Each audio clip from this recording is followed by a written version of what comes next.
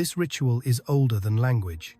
It whispers not in words, but in pulses, an ancient vibrational sequence said to unlock the hidden stairway between your human shell and the soul's true essence. They say it began not on Earth, but in a place before time, in Sumerian fragments, in Vedic chants, in hieroglyphs carved deep beneath the temples of Abydos. The same symbol reappears, an eye within an eye, surrounded by 7 waves. Scholars dismiss it as metaphor, but the initiated know it is a map not of places, but of perception.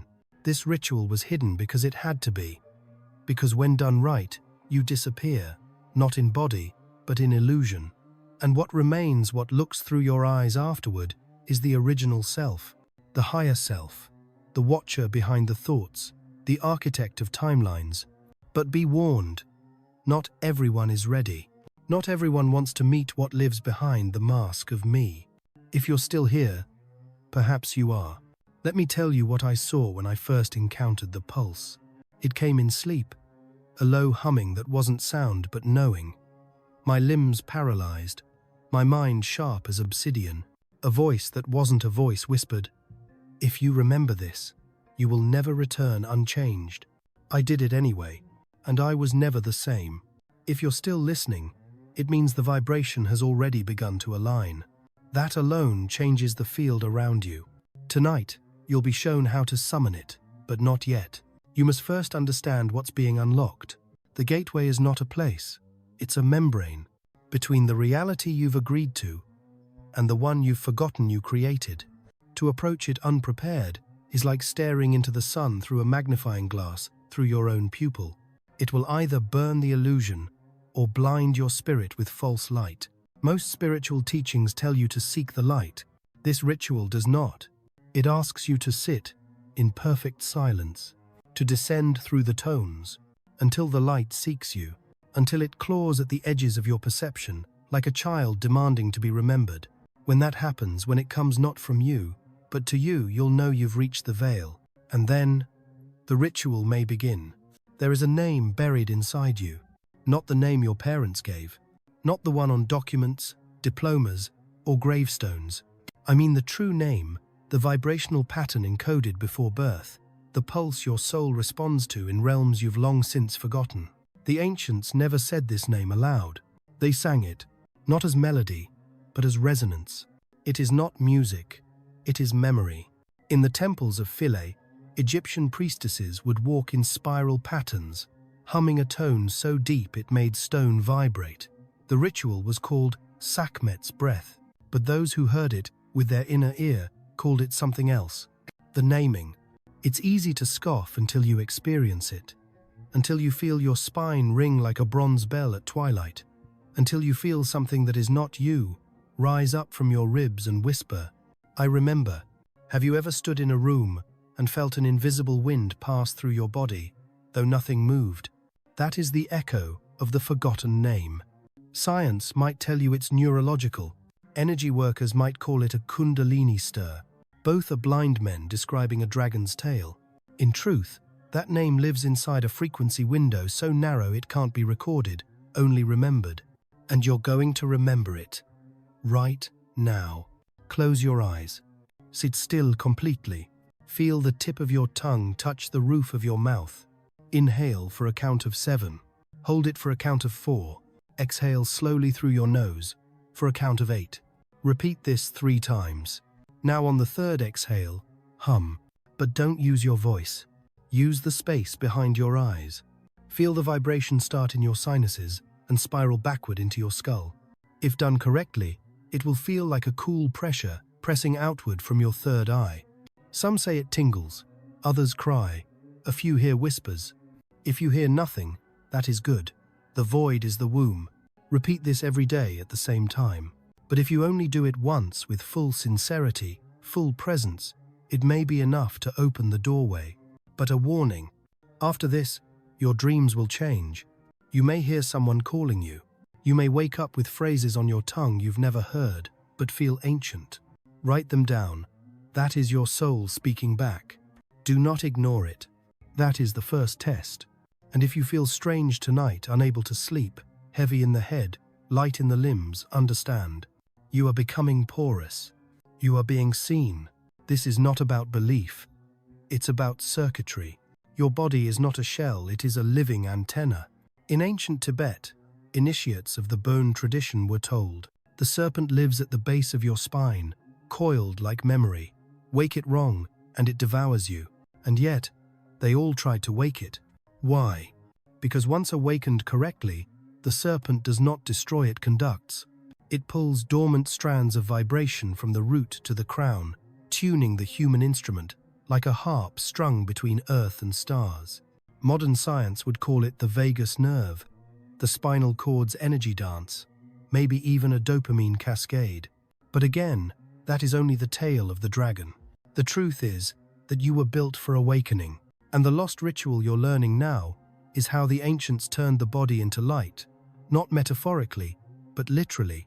When I did this ritual the first time, I remember this moment vividly. My back began to ache, not pain, but pressure.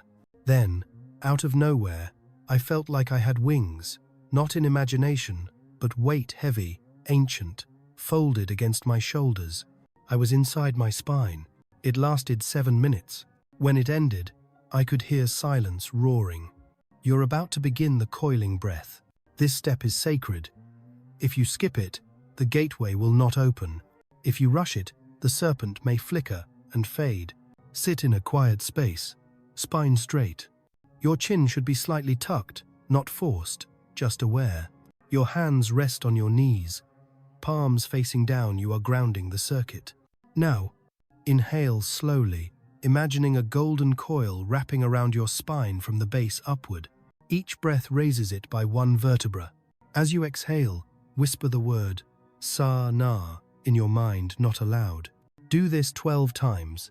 Some will feel heat. Some will feel their hands buzzing. A few may cry. Do not fear that. It means the serpent recognizes you. But beware. You may also feel resistance, tightness in the chest, sudden thoughts trying to interrupt. That is the mind protecting its illusion. Push, gently, but never force. The serpent moves when you surrender. Afterward, sit in stillness. Don't move. Don't open your eyes. You may see visions, or just a single point of light, pulsing like a heartbeat in darkness. Stay with it. It is you. And if, after this practice, you feel like everything in your life is rearranging, that people speak to you differently, that you sense thoughts that aren't yours, it's not madness. It's awakening. You're not becoming something new. You're returning to what you always were.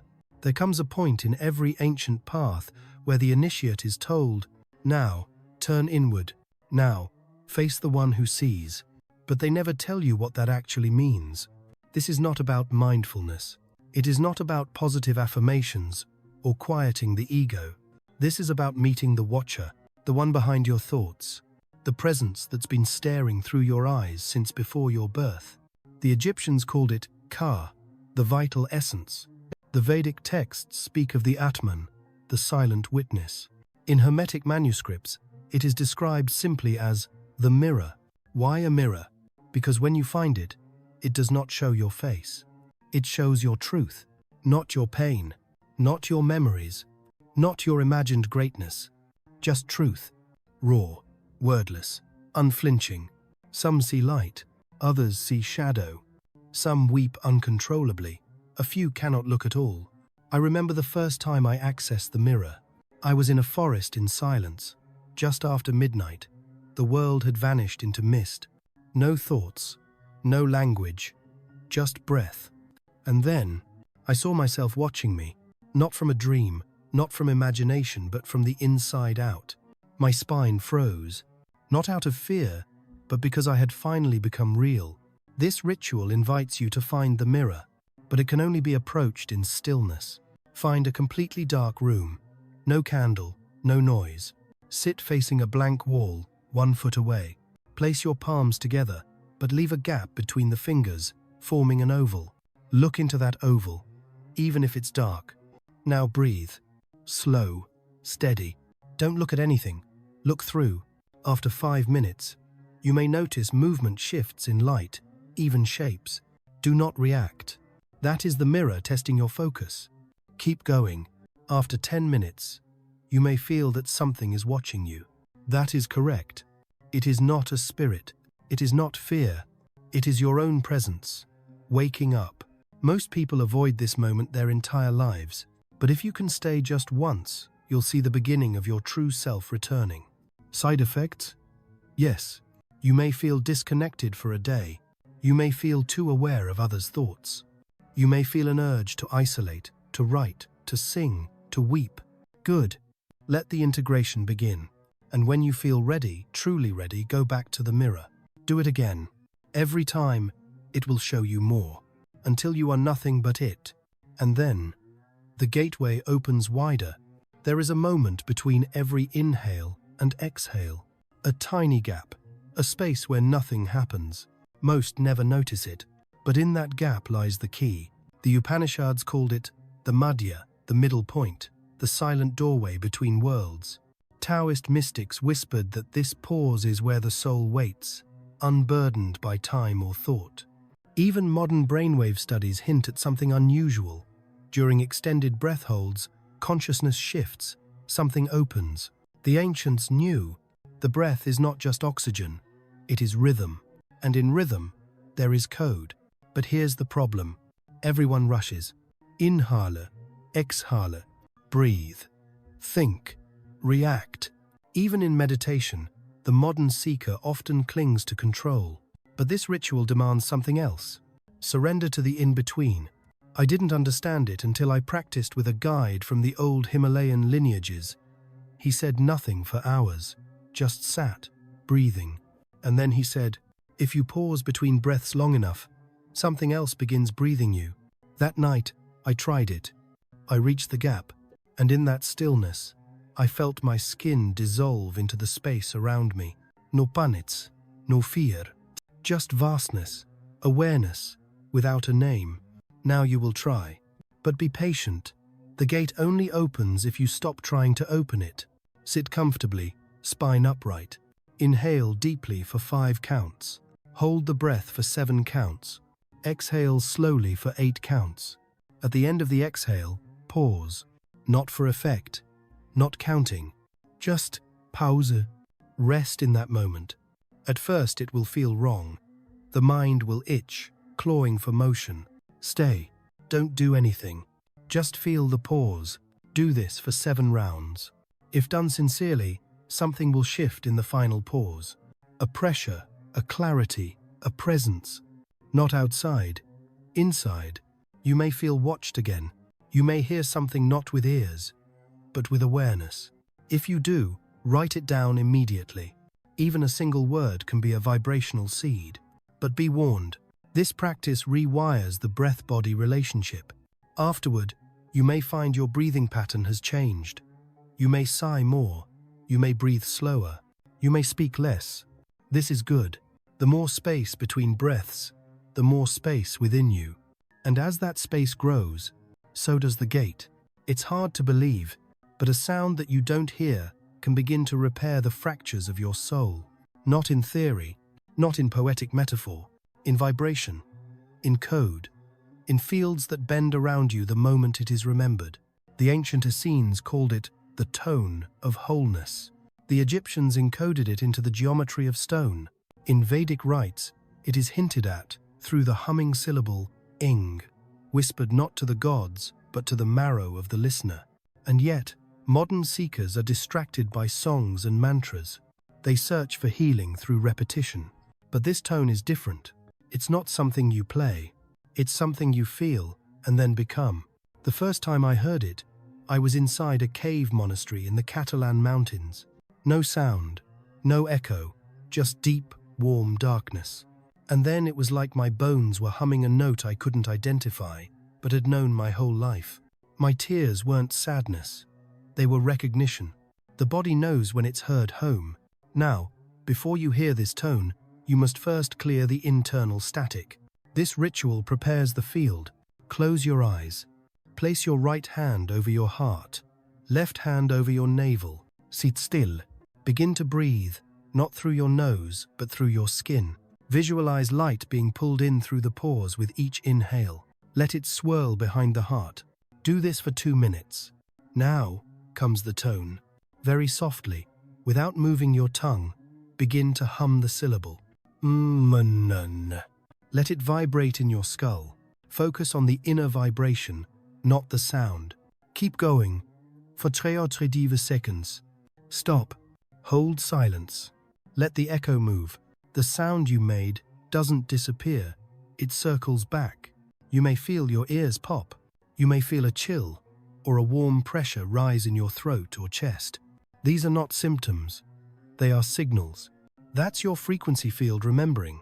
If your eyes water, let them. If your skin tingles, don't move. Some who repeat this ritual daily have reported sudden emotional clarity. Old memories surfacing like messages in bottles. Others experience physical shifts, pain receding, sleep deepening, digestion changing. Don't analyze, integrate. Just doing this tone once with full awareness can begin the healing of spiritual fragmentation, a condition modern medicine can't diagnose because it doesn't believe in the soul. But you know better. Say in the comments, "The tone has returned to me." Let your voice join the chorus of others who have activated their vibrational field. This is no longer just watching. This is remembering. Anyone who has ever stood inside the king's chamber of the Great Pyramid knows this. It is not a tomb. It is an engine of stillness, an altar of vibration, and in the center of that stone chamber so silent it hums, there is a feeling, a heat that has no source. Not temperature, but ignition. The ancients called it Aku, the radiant flame. In India, it's the Agni of the spine. In Tibetan Vajrayana, Tummo, the inner fire that melts illusion. It is not metaphor. When awakened, it burns away the heaviness of the false self. But make no mistake, this is not a gentle warmth. It is purification, and once lit, it never goes out. I discovered it by accident, or perhaps it found me. I had just completed 7 days of silence. No words, no stimulation, just breath and bone and presence. On the 6th night, while meditating in lotus, I felt a flicker below the navel. It was as if a small sun had been waiting there, patiently. It didn't heat my skin. It didn't sweat my body. It burned inwards through thoughts, through traumas, through decades of accumulated weight. And then, I was still. Not relaxed, still, like a mountain that remembers it was once sky. You're going to activate that flame now, but only if you're ready to let go of who you think you are. Sit upright, back completely straight, palms face down, tongue resting on the roof of the mouth, eyes half closed. Bring awareness to a point 3 finger widths below your navel. This is the hara, the center of gravity, in Japanese Taoist tradition. Now breathe in. Imagine drawing in fuel dense, heavy, ancestral into that point. Hold the breath. Then, exhale in a single sharp puff through your nose, as if igniting a coal. Visualize a blue flame lighting in your belly. Repeat this 7 times. Do not rush. Now, sit still. Say nothing. Observe the flicker. It may grow warm. You may feel sweat on your back. You may feel emotion rising without a story. That's the fire cleaning the attic. If you feel nauseous or dizzy, stop, drink water, rest. This is not punishment, it is purge. Once lit, the flame will continue its work for hours, sometimes days. You may wake up in the night burning with awareness. You may find truths in dreams you weren't ready to hear before. Write them, respect them, and know this. This flame will now answer when you call, but only in stillness, only in sincerity. Say in the comments, "The fire within me burns without fear." This is how we create the circle. This is how we ignite the unseen network across time and soul. Some call it intuition. Others call it spirit guide, daemon, higher self. But the ancients had no name for it. They simply called it the inner voice that does not lie. You've heard it, the whisper that speaks just before fear, the knowing that comes without logic, without evidence, but always proves true. In Greek mystery schools, initiates fasted in underground chambers not to see visions, but to hear the voice. In Egypt, scribes of Thoth practiced silence not for peace, but to sharpen their internal ears. In the Andean highlands, shamans trained from childhood to distinguish between the mind's chatter and the whisper of the mountain. And yet today, most people live their entire lives never once meeting this voice fully. Why? Because it does not shout, and it will never compete with your noise. But once you clear the channel, it speaks in thunder. When I first heard it clearly, it wasn't majestic. It didn't tell me my destiny. It simply said, "Stop running." That was all. But in that moment, I understood everything I had been avoiding. And I wept not from fear, but from recognition. This ritual is not about hearing random thoughts or hoping for spiritual messages. This is how you tune the antenna of the soul to the voice behind the noise. Begin in silence. Sit upright or lie down, whichever makes your body fully relax. Place your right index finger gently on your throat, not to press, just to remember. Now, close your eyes. Begin to breathe in through your nose and out through your mouth. With each inhale, say nothing. With each exhale, silently think the phrase, "I am listening." Do this for 5 minutes, then let go of the phrase. Listen not with your ears, but with your attention. Not for language, but for resonance. Sometimes the voice comes as a sensation. Sometimes as a thought that feels heavier, more real than others. If doubt appears, that's good. It means you're at the threshold. But don't analyze. Ask one question, just one. Something real, something you fear to know. And wait. If the answer comes, it will feel like it was always there. Not new, just finally allowed. Afterward, you may feel strangely tired, or energized, or both. You may crave solitude. Let it come. Side effects? Yes. Asterisk. You may no longer tolerate lies, even small ones. You may notice people avoiding eye contact. Asterisk. You may hear things beneath what is said. This is not paranoia. It's perception. You've moved behind the veil. Say in the comments, "I have heard the voice," not to boast, but to mark your moment. Your declaration amplifies the field for others still trying to find their signal. There's a chamber inside your body where no thought can enter. A room older than religion, untouched by words or images. The ancients called it many things: the throne of the divine, the seat of the light, the cave of Brahman. But modern anatomy calls it the pineal gland. Buried deep within your brain, this tiny pinecone-shaped organ is not just biological. It's sacred geometry, a living lens through which consciousness bends light, perception, and energy. Egypt's Eye of Horus? Its outline matches the shape of the pineal gland and surrounding structures exactly. Coincidence? Never. This was the temple of awakening, and you carry it inside your skull. But here's what most don't know.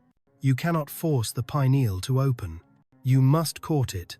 Like a hidden priestess veiled in darkness, it only reveals itself to those who approach in silence, rhythm, and sacred vibration. I discovered this after a year of practice, chanting, fasting, darkness meditations. But the moment it opened, there was no light. There was everything. It was like 1,000 suns exploded behind my eyes. But instead of blinding me, I saw, not visions, not hallucinations, knowing. I saw the structure of lies I had lived in. I saw the grid of reality I was bending with every breath. And I saw a version of myself ageless, still, infinitely calm, watching. This is the place you now approach. Let us begin the ritual. Sit in a dark space, back upright, head gently tilted upward. Focus your attention on the space between your eyebrows, but deeper into the skull. Breathe in slowly through your nose, visualizing a beam of indigo light entering that point. Now, on the exhale, whisper softly just under your breath, Ra-Umar. The syllables correspond to the solar, lunar, and unified currents. Repeat this for 7 minutes. Every minute, draw the beam deeper, as if it's piercing the forehead and wrapping around the back of the brain. By the 3rd minute, many will feel asterisk pulsing behind the eyes, asterisk pressure at the forehead, asterisk a warmth spreading across the scalp. Some will see flashes, violet, white, or silver light. Others may see faces, symbols, or moving forms. Do not engage. Do not fear. They are projections of your own awakening consciousness. You've entered the inner temple. Side effects may include heightened dream clarity, spontaneous emotional release, a sudden ability to feel the truth of things before they're spoken. This is not fantasy. It is the architecture of your soul remembering itself. And once the pineal has pulsed with vibration, even once it can never fully shut again. Say in the comments, "The temple is open within me." This is your vow. This is your echo in the chorus of the ancient ones.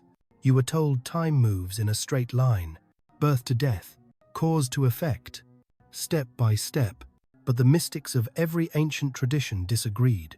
The Mayans saw time as a serpent coiled around itself, shedding skin with each turn. The Hindus spoke of Kalachakra, the wheel of time, forever spinning but never departing its center. And in the Hermetic fragments, it is written, "That which was, is now. That which is, already was." The spiral is the truth, and inside that spiral lives the secret. You don't unlock the higher self by going forward. You do it by collapsing the illusion of time. This ritual is not symbolic. It is a temporal disruption. It reactivates your capacity to move sideways through reality, not in body, but in awareness. When I first practiced it, I didn't believe it could work. Too simple, too strange. But I did it anyway. And for 11 minutes, I slipped out of linear memory. I saw myself as a child, as a future self, as a shimmering presence watching both, not as fantasy as fact. I touched the spiral, and when I returned, my timeline had changed. People I hadn't heard from in years suddenly reached out. Opportunities I thought were lost reappeared. I felt free, unanchored from the old stories. You will try it now, but only if you're ready to let go of who you were yesterday. Sit with your back straight. Draw a spiral on the ground in front of you with your finger, or visualize it glowing beneath your body. Focus on the center of that spiral.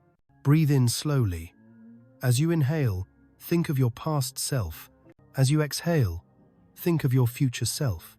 Now, reverse. On the next inhale, pull the future in. On the exhale, release the past outward. Repeat this flow for 9 full minutes. Now, place your palm on your heart. Whisper inward. I remember forward. I release behind. Feel the strange stillness. That's the present moment widening. Signs this ritual is working. You forget what day it is but feel more alive. Memories return out of order. You feel deep peace, followed by creative chaos. Time speeds up or slows down perceptually. Don't resist it. You've stepped out of the timeline. This is the space where miracles land. Say in the comments, "The spiral has folded within me." By doing so, you anchor this shift, not just in mind, but in collective vibration. You're not moving forward. You are expanding inward. This is the moment everything turns inward.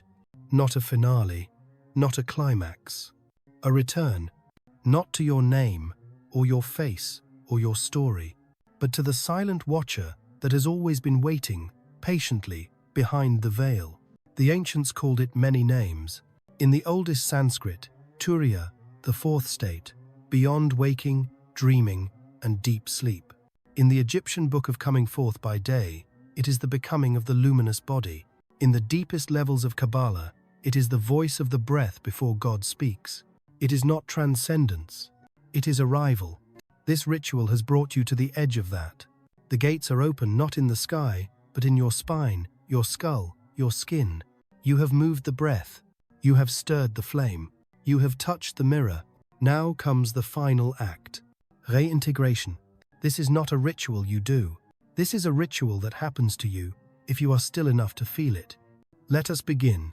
Lie down, anywhere. Let the spine be long. Let the body collapse. Place both palms facing upward beside you. This is receptivity. Now imagine your entire life, memories, regrets, victories, fears, as a mist lifting from your chest. Let it rise. Do not analyze. Do not try to fix or understand. Now breathe in slowly and say mentally only, "I am the breath." Exhale and think, I am the silence beneath the breath. Let this mantra repeat, but let it fade like music into the distance. After 5 rounds, say nothing, just be. You are now standing in the field of resonance. This is the true higher self. Not an idea, not a glowing figure, not a better version of you. It is the you that watches all versions. If you've done everything with presence, even once, you may feel a weightlessness, a deep joy or sacred grief, the sensation of floating within your own body, a spontaneous release of laughter, sobbing, or silence. Good, let it come. And when it fades, do not return quickly, move slowly, drink water, light a candle, or touch the earth. You've stepped across a vibrational threshold. Even if no one else sees it, you know. You are not who you were. You are not who you thought you were. You are remembering what you always were. And that cannot be undone.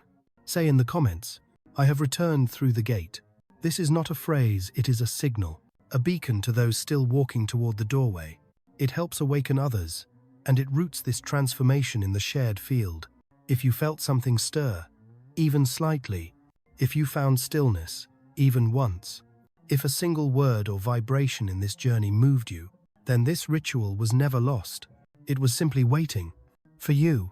If you are called to walk deeper into these mysteries, subscribe not just to a channel, but to a field of seekers, rememberers, awakeners. Each like, each comment, each share is not promotion. It is participation, a tuning of frequency, a link in the resonance chain that echoes across souls ready to rise. This is how we guard the forgotten. This is how we reclaim the eternal. This is how we awaken together.